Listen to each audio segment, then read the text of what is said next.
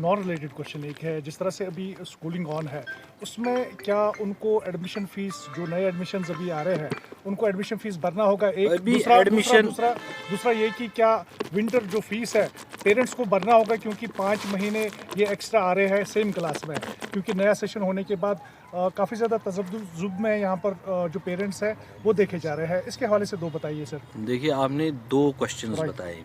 एक क्वेश्चन ये बताया कि एडमिशन फ़ी हमें भरना है, नए एडमिशनों का फ़ी भरना है।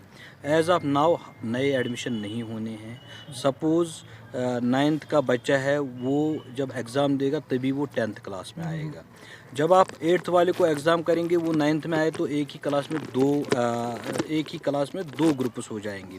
तो हमने सब स्कूल, हमारी एलैबोरेट सर्कुलर इंस्ट्रक्शंस है एडमिनिस्ट्रेटिव डिपार्टमेंट की तरफ से कि जब एग्ज़ाम के बाद ही नए एडमिशन होने हैं। तो रही बात एडमिशन फ़ी लेने का, जब एडमिशन ही नहीं होगा तो एडमिशन फ़ी नहीं ले सकते। जो नए बच्चे हैं उनका एडमिशन नए एडमिशन मार्च में एग्ज़ाम के बाद हो जाएंगे। सपोज़ यूकेजी वाला बच्चा एलकेजी वाला बच्चा यूकेजी में जाएगा, तो जब नीचे और एक क्लास आएगा तो वो किस क्लास में पढ़ेगा?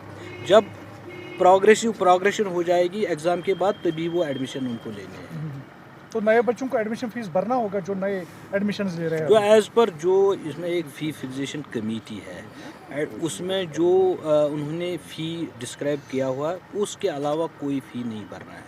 What has been done by the fee fixation committee, वही फ़ीस देना है और कोई फ़ीस नहीं लेना है। उसके लिए बाज़ाब्ता फ़ी फिक्सेशन कमेटी के ऑर्डर्स पहले ही आ चुके हैं। सर, तो विंटर फीस जो है वो भरना होगा अभी पेरेंट्स को? विंटर में देखिए, विंटर में आप बच्चों को टीचर्स को सैलरी देनी होती है।